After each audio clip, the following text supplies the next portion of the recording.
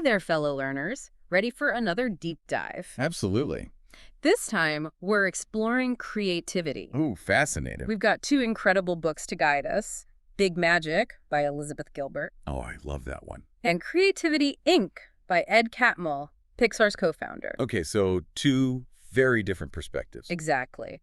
Gilbert takes this really interesting, almost spiritual approach, Right. while Catmull, he's coming from, well, leading a massively successful creative company. Makes you wonder how those two worlds connect, right? Exactly. But you know what they both agree on? What's that? That creativity isn't just for a select few, it's in all of us. Totally. Yeah. Like we all have this hidden potential just waiting to be unearthed. Exactly. And Gilbert, she tells this great story about her friend Susan. Okay. Susan was this amazing figure skater as a kid, super talented. Wow, so what happened? She gave it up. Thought, what's the point if I can't be the absolute best? Well, I know that feeling. It's easy to get caught up in the pressure. Right. But here's the thing. Years later, Susan goes back to skating. Oh, really? Why? She was feeling creatively stuck. Ah, I see. So it was less about the skating itself and more about Exactly. It wasn't about winning medals. It was about finding that joy again. that feeling of pure flow. Yes. Gilbert calls it beauty and transcendence. It's like reconnecting with your inner child, that pure joy of creation. Have you ever felt that? Oh, absolutely. And you know what this reminds me of? What? Catmull's emphasis on building a company culture that embraces risk-taking. Like at Pixar, they encourage people to experiment and try new things without the fear of failure. It makes you wonder, what could we achieve if we weren't so afraid to make mistakes? Right. And speaking of mistakes, Catmull tells this fascinating story about John Lasseter, Oh, the director of Toy Story. the one and only. Yeah. He was actually fired from Disney for being, get this, too avant-garde. Too creative, no way. Yep.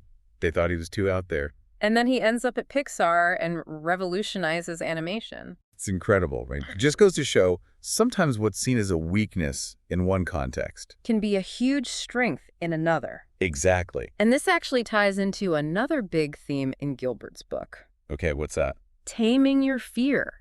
She's not saying we have to be fearless, just brave enough to show up and create. Easier said than done. Right. Absolutely.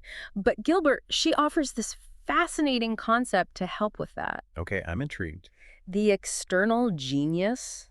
Oh, what though? It's like this idea that instead of putting all the pressure on ourselves to be creative, Right, like it's all on us to conjure up brilliance. yes, instead we can view inspiration as something outside of ourselves. Okay, so it's like tapping into a source. Precisely. Like it's this external force we can connect with when we need a creative boost. Interesting. So how do we do that? Well, Gilbert suggests we shift our perspective. Instead of, I have to be creative, it's more like, inspiration, come find me. Okay, so it's about being open to it. Exactly. Yeah. And not getting too caught up if it doesn't come right away. That's reassuring.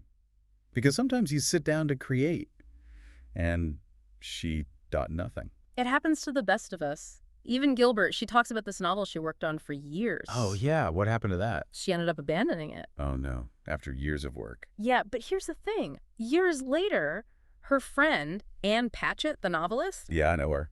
So Anne, she mentions she's working on this new book, and guess what?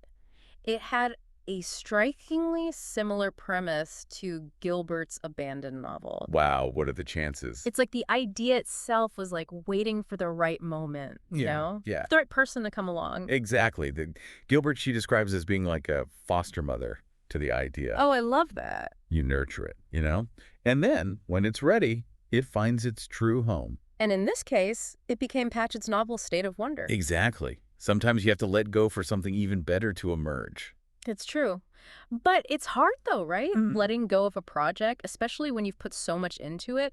As learners, we want to see things through. It's that persistence, Yeah. right? Yes.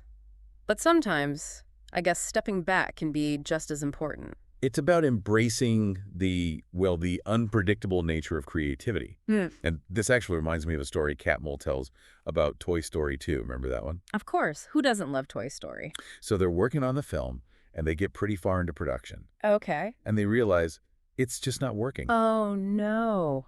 What did they do? They made the radical decision to completely rework the entire film. An entire film? Yeah. Late in the game, they just decided to go for it. Wow. That must have been a tough call to make. It was a huge risk, but it paid off. Because Toy Story 2 is amazing. Right.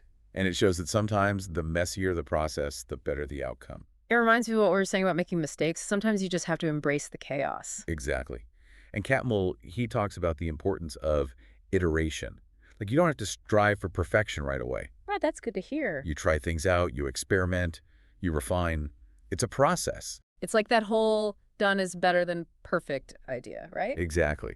And this actually connects to something else Gilbert talks about. What's that? The importance of just showing up consistently, even when you don't feel inspired. Oh, I struggle with that one. We all do. But she even admits to writing, and I quote, a stupendously imperfect first novel. Really? Yep. It's about silencing that inner critic, the one that says, this isn't good enough. Oh, I know that voice all too well. We all do. But sometimes you just have to tell it to be quiet and keep going. Just keep creating. It's more about the process than the end result sometimes. That's a great way to put it. And, this ties back to Gilbert's own journey. She wasn't always a writer. Oh, really? What did she do before? She actually talks about trying out all sorts of things, following her curiosity. And eventually it led her to her writing. So it's like, don't be afraid to try new things, explore different paths. Exactly. Yeah. Cultivate that beginner's mind. Catmull, he talks about that too. Oh, yeah, the beginner's mind. That openness to learning, to Right. trying new things without preconceived notions. It's so important. It's like you're seeing the world with fresh eyes. Exactly. And not just on an individual level, but within a company culture too. Like, imagine a workplace where everyone's encouraged to share their ideas, to challenge the status quo. That sounds amazing, but I imagine hard to achieve. It takes effort, but it's about fostering this environment of trust, of open communication, what Catmull calls candor. Candor, I like that. It's about being honest, open to feedback, even when it's uncomfortable. So instead of complaining about things, we should be more curious. Exactly, because complaining often keeps us stuck.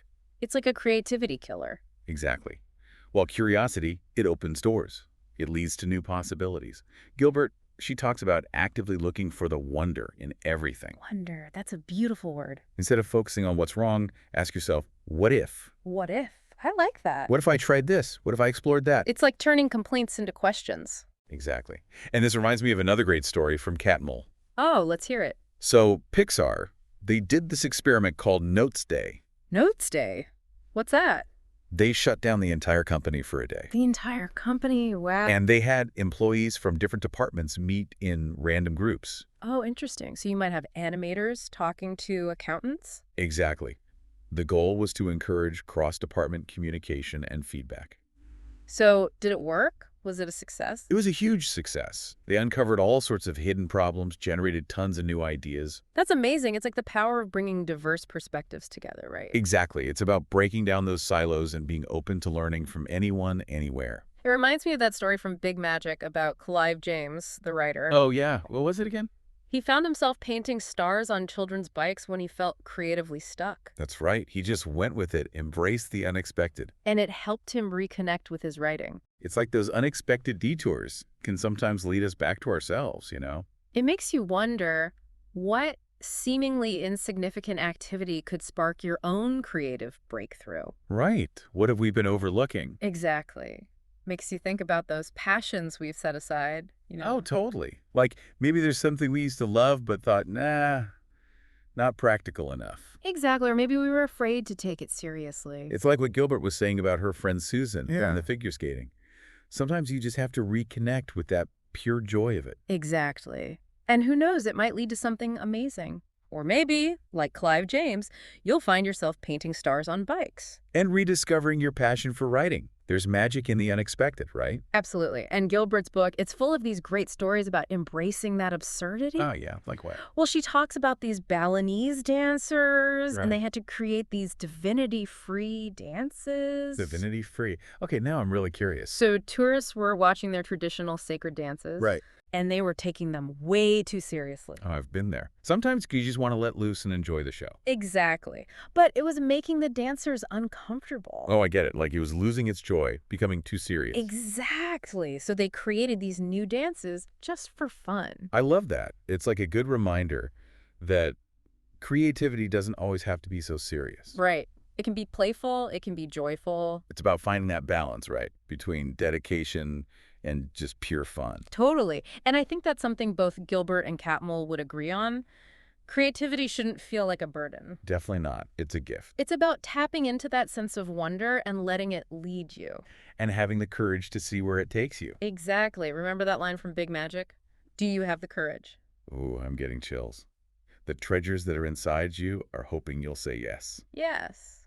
That's the one. And it's true. We all have those treasures within us. Just waiting to be shared with the world. So, as we wrap up our deep dive into Big Magic and Creativity Inc., I'm left feeling so inspired. Me too. These books reminded me that creativity isn't about achieving some external measure of success. It's about the journey. Yes, it's about embracing the messiness, the unexpected detours, and most importantly, the joy of creating. Absolutely. And trusting yourself. So, to all our fellow learners out there, we leave you with this. If your creative spirit could speak, what adventure would it invite you on today?